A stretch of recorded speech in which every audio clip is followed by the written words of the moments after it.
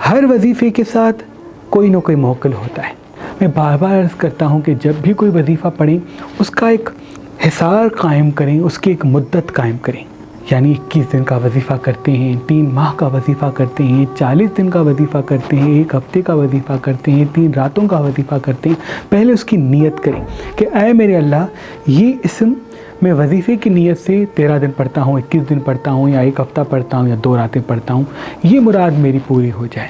پھر 3 دنوں کے بعد جیسے ہی وہ وظیفہ ختم کرے تو اس کو ایسے ہی کبھی نہ چھوڑیں، کیونکہ جیسے ہی آپ نے وظیفہ پڑھا اس سے ایک انرجی کریٹ ہوئی، اور وہ انرجی کسی نہ کسی موکل سے، کسی نہ کسی فرشتے سے، کسی نہ کسی جن سے جڑی ہوئی ہے.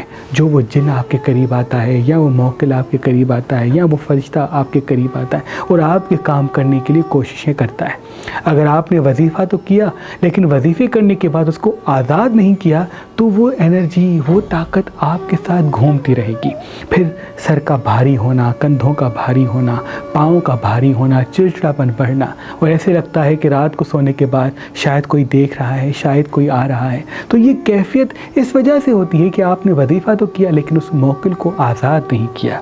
اس کو آزاد کرنے کا طریقہ یہ ہے کہ جب بھی آپ وظیفہ پڑھیں، وظیفہ پڑھنے کے ایک وقت کو مقرر کریں، اور جیسے ہی وہ وظیفہ ختم ہو، اس کا وقت ختم ہو، تو حسب توفیق میٹھی سفید نیاز گھر میں پکائیں، وہ سفید نظر دیں، اور یہ کہیں کہ اے میرے اللہ، میں نے یہ وظیفہ پڑھا، اگر میری حاجت قبول ہو گئی تو اس کا شکر ادا کریں، اور اگر قبول نہیں ہوئی تو یہ عرض کریں کہ مولا، میں نے یہ بہتری دیکھی، ابھی بھی اس میں بہتری کی ضرورت ہے، تو یہ واسطہ ہے تیرے رسول کا، اس میں بہتری دے. اور پھر جیسے ہی آپ نظر دلائیں گے تو وہ انرجی واپس اپنی جگہ پہ چلی جائے گی، اور پھر کوئی دوسرا وظیفہ کرتے ہیں تو پھر آپ کر سکتے ہیں.